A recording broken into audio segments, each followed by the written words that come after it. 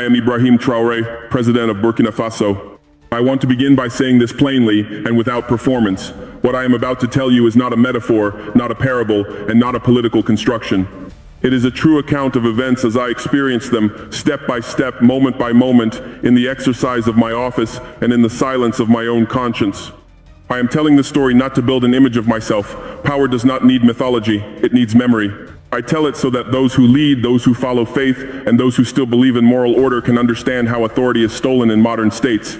Not all at once, but road by road, file by file, and nod by nod behind closed doors. The morning it began was ordinary. The sky was pale, the air dry, the kind of morning that makes you believe nothing will happen. My motorcade moved along what every map, every record, and every law described as a public road. It was a road used by farmers, children, and workers long before I ever became president. Then we were stopped. Not by police, not by soldiers, but by men hired by a businessman who believed his wealth placed him above the republic. He had decided that this road, paid for by the people, now belonged to him. A gate had been installed. Armed guards stood where citizens once walked freely. My security detail reacted instinctively. Orders were requested. The moment demanded force, speed, authority. But I did not respond immediately. I asked the convoy to halt. I stepped back, not in fear, but in discipline. I wanted to see clearly. In that pause, something deeper revealed itself. This was not a dispute over land or pride, it was a symptom. A signal flare from a much larger system that had learned to operate in darkness. Money had trained media. Media had shaped fear. Fear had silenced officials. Silence had become policy. What followed was not discovered in one day. It unfolded slowly, like a wound that only shows its depth when touched. Documents vanished from state archives. Water infrastructure feeding the capital appeared under private control. My movements were known before I made them. A senior officer once trusted no longer spoke with his own voice. I began to understand that this was not a story about a road. It was about sovereignty, about how nations lose themselves without a single shot being fired, about how foreign signatures can appear on contracts that no citizen has ever seen, about how truth becomes dangerous when lies have already been financed. I did not speak immediately. I observed. I listened. I let those who believed themselves untouchable grow careless.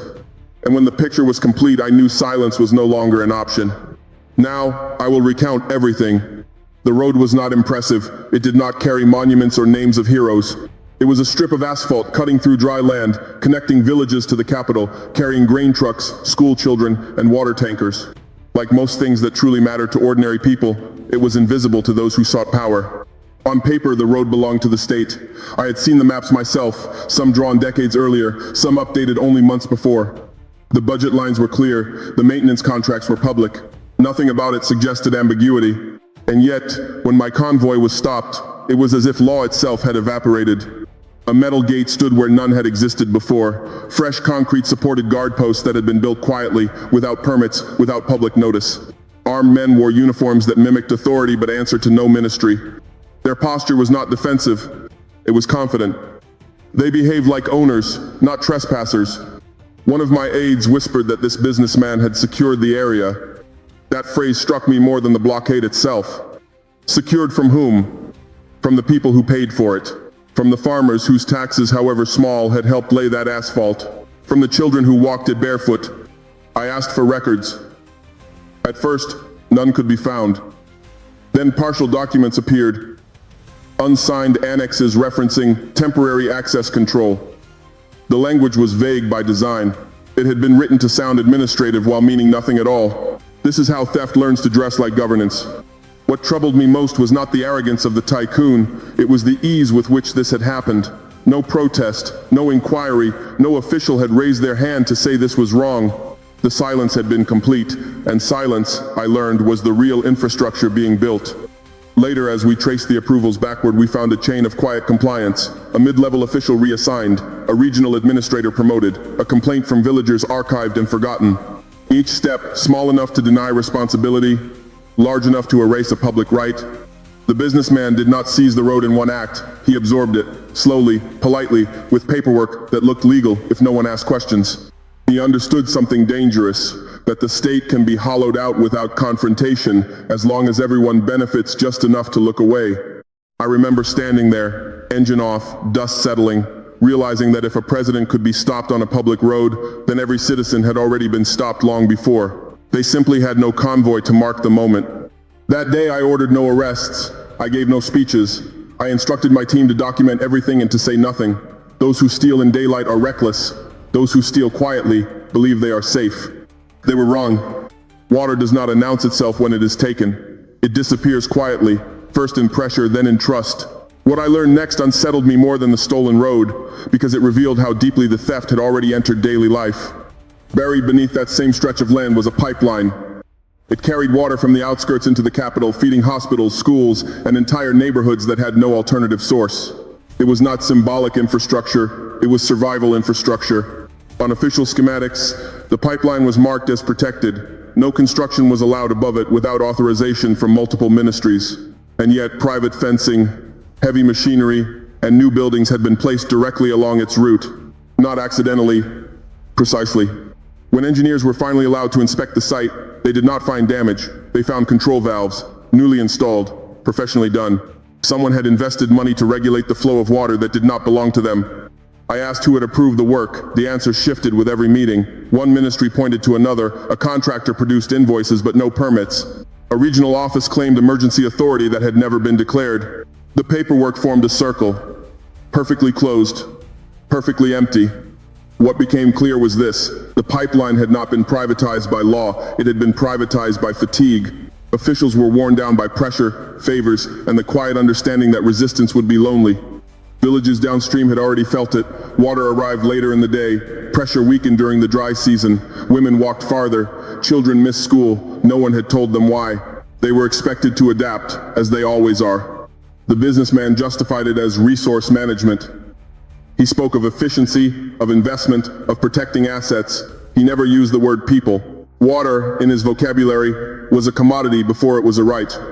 This is how moral erosion works. It does not begin with cruelty. It begins with language, with words that make theft sound like stewardship and exclusion sound like order. When I realized that a single private interest could regulate who drank and when, I understood that this network was not testing the state, it was replacing it. Quietly, underground, where cameras do not reach.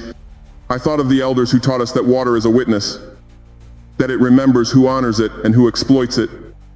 In that moment, I knew this was no longer an administrative problem, it was a spiritual one. And the ground beneath our feet was already keeping record. Paper is fragile, but memory is more so. I learned this when I asked for the land records. At first, it was a routine request. I wanted to understand how a public road and a protected water line could suddenly fall under private control without debate or decree. The answer, I was told, lived in the archives. Everything lives in the archives, until it doesn't. The first visit produced polite confusion. Shelves were checked, boxes were moved, clerks apologized, the relevant files were temporarily unavailable. That phrase is another instrument of power. It delays without refusing, it exhausts without confronting. A second request produced fragments, maps without signatures, deeds without dates, references to annexes that no longer existed. It was as if someone had carefully removed the spine of a book while leaving the cover intact. When pressure increased, so did honesty. One archivist, close to retirement, finally spoke in a low voice. He said the files had been withdrawn months earlier under special instruction, no written order, no traceable authority, just a request that could not be refused without consequences. I asked who had made the request. He did not answer immediately. Then he said a name I already suspected, followed by another I did not expect. A senior figure within the administration, someone who attended cabinet meetings, someone who spoke the language of reform in public and caution in private. This is how land disappears, not through bulldozers but through empty shelves. When records vanish, reality becomes negotiable. Whoever controls the past controls what can be proven. And whoever controls proof controls the future. What disturbed me most was not the act itself, but its precision. Only specific documents were removed. Only those that could connect infrastructure, ownership, and authority. It was surgery, not vandalism. I realized then that the road and the water were only the surface. Beneath them was a rewritten history, one designed to survive legal scrutiny by ensuring there was nothing left to scrutinize. In many countries, people believe corruption is loud. They imagine bribes exchanged in envelopes, deals shouted across tables. But the most dangerous corruption is silent. It erases rather than announces. It makes resistance look like imagination. That night, I did not sleep. I kept thinking of how many truths had already been lost before I ever took office. How many injustices remained unchallenged because the evidence had been quietly removed. A nation without memory is easy to govern. It is also easy to steal. There is a moment every leader remembers, the first time they realize they are being watched not by enemies, but by acquaintances. It came to me through something small.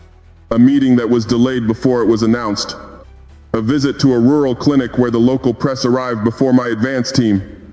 At first it looked like efficiency, then it looked like coincidence, then it stopped looking innocent at all.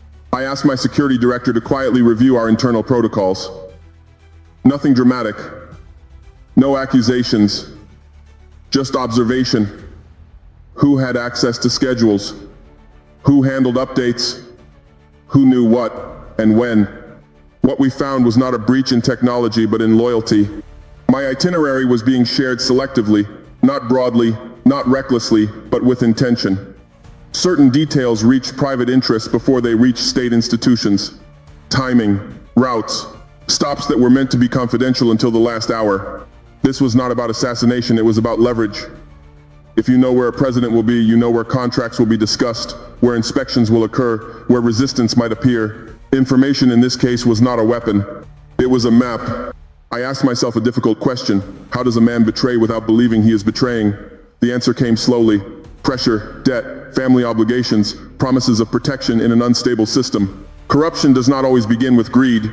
Sometimes it begins with fear. One individual, a mid-ranking officer with an impeccable public record, had been quietly compromised. His role gave him just enough access to be useful. His position made him invisible enough to avoid suspicion. He was not a villain, he was a hinge. When confronted, he did not deny it. He said he believed the information was harmless, that it helped maintain stability, that he was told foreign partners only wanted predictability, not control. This is how sovereignty is sold in pieces, not in declarations but in calendars, not in speeches but in silence. I did not remove him immediately. I reassigned him. I watched. I needed to understand the network before cutting the thread. Reaction without comprehension is how truth escapes. That was when I understood something unsettling. The state had not been infiltrated from outside. It had been softened from within, taught to cooperate with its own erosion. Trust, once broken, does not shatter loudly, it thins, and when it is thin enough, anything can pass through. There is a moment every leader remembers, the first time they realize they are being watched not by enemies but by acquaintances. It came to me through something small. A meeting that was delayed before it was announced. A visit to a rural clinic where the local press arrived before my advance team. At first it looked like efficiency, then it looked like coincidence, then it stopped looking innocent at all. I asked my security director to quietly review our internal protocols. Nothing dramatic, no accusations, just observation. Who had access to schedules? Who handled updates? Who knew what and when? What we found was not a breach in technology but in loyalty. My itinerary was being shared selectively, not broadly, not recklessly, but with intention. Certain details reached private interests before they reached state institutions. Timing, routes, stops that were meant to be confidential until the last hour. This was not about assassination. It was about leverage. If you know where a president will be, you know where contracts will be discussed, where inspections will occur, where resistance might appear. Information in this case was not a weapon. It was a map. I asked myself a difficult question. How does a man betray without believing he is betraying? The answer came slowly. Pressure, debt, family obligations, promises of protection in an unstable system. Corruption does not always begin with greed. Sometimes it begins with fear. One individual, a mid-ranking officer with an impeccable public record, had been quietly compromised. His role gave him just enough access to be useful. His position made him invisible enough to avoid suspicion. He was not a villain, he was a hinge. When confronted, he did not deny it. He said he believed the information was harmless, that it helped maintain stability, that he was told foreign partners only wanted predictability, not control. This is how sovereignty is sold in pieces, not in declarations but in calendars, not in speeches but in silence. I did not remove him immediately. I reassigned him. I watched. I needed to understand the network before cutting the thread. Reaction without comprehension is how truth escapes. That was when I understood something unsettling. The state had not been infiltrated from outside. It had been softened from within, taught to cooperate with its own erosion. Trust, once broken, does not shatter loudly. It thins, and when it is thin enough, anything can pass through. The land tells the truth eventually, even when men agree to lie. The next discovery did not come from an audit or a report. It came from a farmer who had nothing to gain and everything to lose. He spoke to one of my advisors after a community meeting, quietly, almost apologetically, as if truth itself were an inconvenience. He said trucks were moving at night, not government trucks, not military, unmarked vehicles, heavy, slow, always following the same dirt path beyond a ridge no one visited anymore. He said the ground there had changed, that streams had turned cloudy, that the soil no longer behaved as it should. We sent geologists under the pretext of a routine survey. What they found was not speculation, it was extraction. A gold deposit had been identified years earlier, classified as strategically sensitive, and placed under state protection pending national review. That review never happened, or rather it happened elsewhere, in rooms without flags or records. What existed on that land was not an artisanal operation, it was industrial. Equipment imported in parts, workers rotated through private security channels, or moved across borders under false classifications, taxes avoided, environmental safeguards ignored. The mine did not exist on any official registry, but it existed in bank transfers, in satellite imagery, and in the sudden wealth of intermediaries who had once lived modestly. What shocked me was not the theft of gold. Burkina Faso has lived with that wound for generations. What shocked me was the coordination. This was not a local crime. It required foreign buyers, foreign transport agreements, and diplomatic silence. When contracts were finally uncovered, they carried signatures from abroad, not always governments, sometimes shell companies, sometimes development partners. The language spoke of cooperation, of investment, of stability. The reality spoke of extraction without consent. Gold had been taken before schools were built, before hospitals were repaired, before villages saw a single benefit. The earth had been opened, and the people had been closed out. I remember holding one of those contracts and thinking how easily words cross borders while responsibility does not. How wealth travels freely while accountability stays trapped. This was not just economic crime, it was moral theft, the stealing of tomorrow from people who were already living with less than yesterday.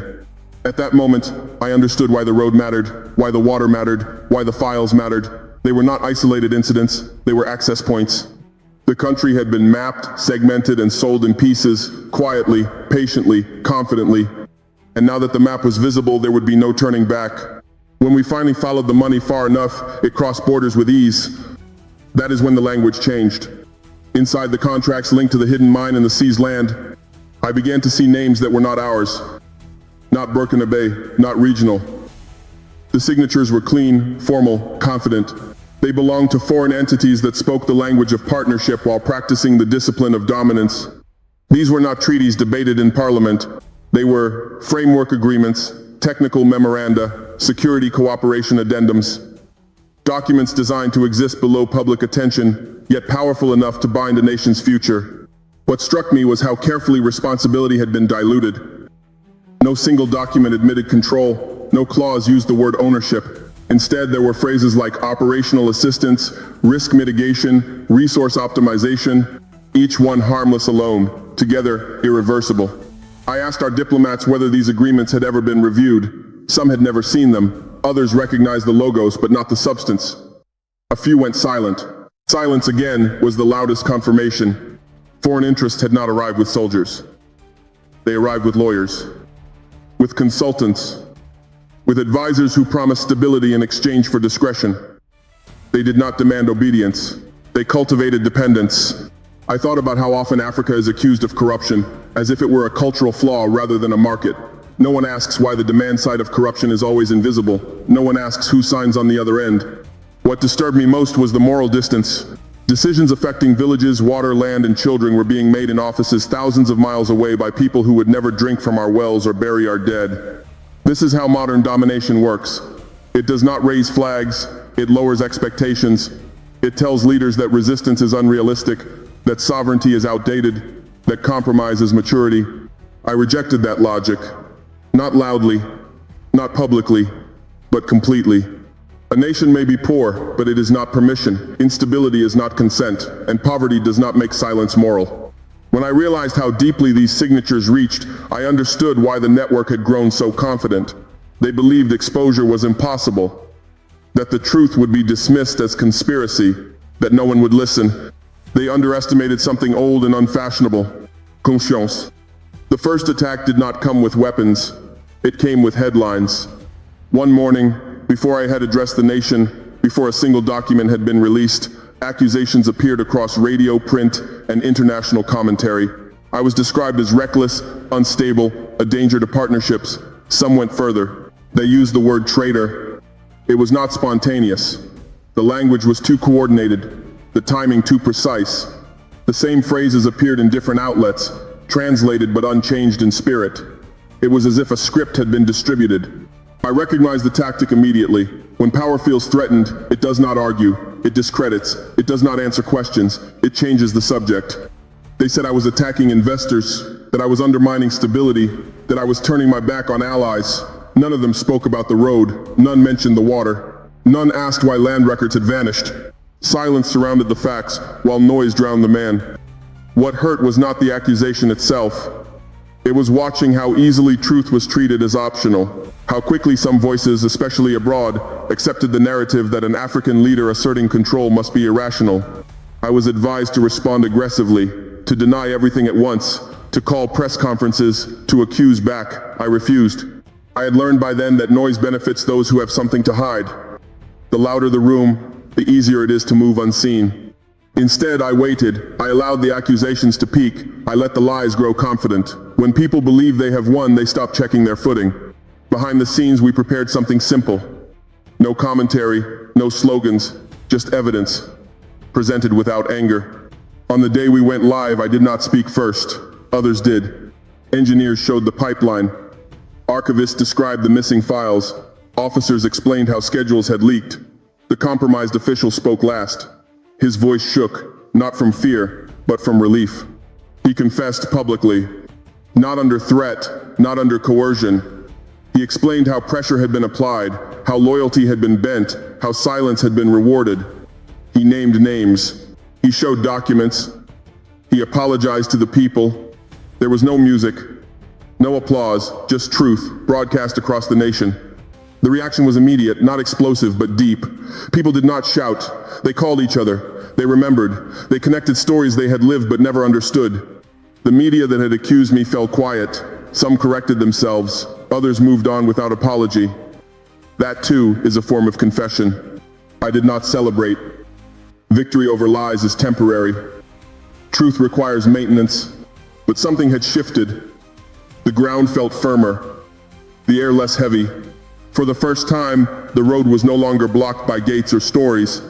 The final act was the simplest, and in some ways the hardest. It did not involve arrests on television or speeches filled with promise. It involved machines. One morning, without announcement, the gates were removed. The guard post came down. Concrete that had no legal right to exist was broken apart and hauled away. The road was opened, not ceremonially, but practically. Traffic resumed before cameras arrived. I stood at a distance and watched people use it again. Farmers passed without stopping. Children crossed without asking permission. No one thanked the state. And that was exactly as it should be. Infrastructure does not belong to leaders. It belongs to life. The same was done with the water system. Valves were removed. Control was returned to public engineers. Flow stabilized. Pressure normalized. There was no celebration, only relief. Women no longer waited as long. Clinics stopped rationing. We quietly reassigned officials who had enabled the theft. Some resigned, some were investigated. Not all were punished equally. Justice is not vengeance, it is proportion. The compromised officer was not imprisoned. He was removed from command and sent home. He asked forgiveness publicly. Some granted it, some did not. Both reactions were honest. The illegal mining operation was shut down, equipment seized, contracts nullified, environmental restoration began slowly, imperfectly. Damage takes longer to undo than to cause. Foreign entities protested through formal channels. They spoke of misunderstanding, of reputational harm, of consequences. I listened politely, then I asked them a single question. Where was the consent of my people? No answer came that day, or the next. I want those watching from the United States, from the United Kingdom, especially those who have lived long enough to recognize patterns, to understand something clearly. This story is not unique to my country. Only the names change. The methods do not. Power today is rarely stolen with tanks. It is leased through silence. It is rented through fear. It is normalized through language that sounds reasonable until you ask who pays the price. I am not telling this story to claim purity. I am telling it because leaders fail not only when they act wrongly, but when they convince themselves that resistance is pointless. To my fellow leaders in Africa, and to those beyond it, I say this without accusation. Look carefully at what has been normalized around you. Look at what no longer shocks you. That is where decay begins. To the leaders of faith, I ask you to speak not only about heaven, but about responsibility on earth. Silence in the face of injustice is not neutrality. It is alignment. If this story resonates with you, if it reminds you of something you have seen or lived, I invite you to reflect, to comment, to stay engaged, not with me, but with the truth itself. And if you wish to hear more stories like this, told without slogans and without illusions, you may choose to remain with this channel. Every day I wake up and must choose again. There is no final victory, only awareness or surrender. I speak now not as a commander or an administrator, but as a man who has learned how fragile authority truly is. To the leaders of the Sahel, of Africa, and of the wider world, I say this with humility. Power does not corrupt only the cruel, it also corrupts the tired. It corrupts those who convince themselves that compromise with falsehood is the price of survival. That is how nations are lost without ever declaring defeat. I have seen how easily systems bend when no one believes truth will be defended. I have watched good people explain away small betrayals until they no longer recognize themselves. And I have learned that the most dangerous phrase in leadership is not, "I was wrong, but this is how things are." They are not. To those who lead nations under pressure, under debt, under threat, I ask you to return to first principles. Ask yourself who your silence protects. Ask whose children drink the water affected by your decisions. Ask whose land carries the scars of agreements signed far away. There is no foreign partner, no investment, no security guarantee that can replace legitimacy. When a people lose faith in truth, no army can restore it. To religious leaders of every tradition, I speak with respect and urgency. Your words shape conscience long after politics has failed. When you bless power without examining its fruits, you teach the faithful to confuse authority with righteousness. Faith that does not challenge injustice becomes decoration. Do not pray only for peace. Pray for courage. Do not ask God only to protect leaders. Ask Him to trouble them when they grow comfortable with lies. I ask God to forgive those who participated in what I have described, not because it was small, but because mercy is the only force stronger than fear. Judgment belongs to God, but responsibility belongs to us. I do not pretend this path is clean or easy. Speaking the truth isolates you. It costs alliances. It creates enemies who smile while they wait. There are nights when I ask myself whether silence would have been safer. But safety is not the measure of leadership. Integrity is. To those watching from the United States and the United Kingdom, especially those who have lived long enough to see cycles repeat, I ask you to listen beyond headlines. The story of Africa is not a story of incapacity. It is a story of extraction, patience, and resilience. And it is far closer to your own history than you may wish to admit. The methods used against my country are used everywhere, only the accents change. If this story has unsettled you, that is not an accident. Discomfort is often the beginning of clarity. I invite you not to admire, but to question. Not to cheer, but to reflect. Speak to others. Share your thoughts. Remain present where truth is fragile.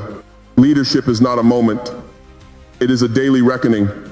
Each morning I wake up knowing that the forces I described have not disappeared. They have only adjusted. They wait for fatigue. They wait for distraction. They wait for the moment when truth feels inconvenient again. And so I choose, again and again, knowing there is no final triumph. Every day I wake up and must choose again. There is no final victory, only awareness or surrender.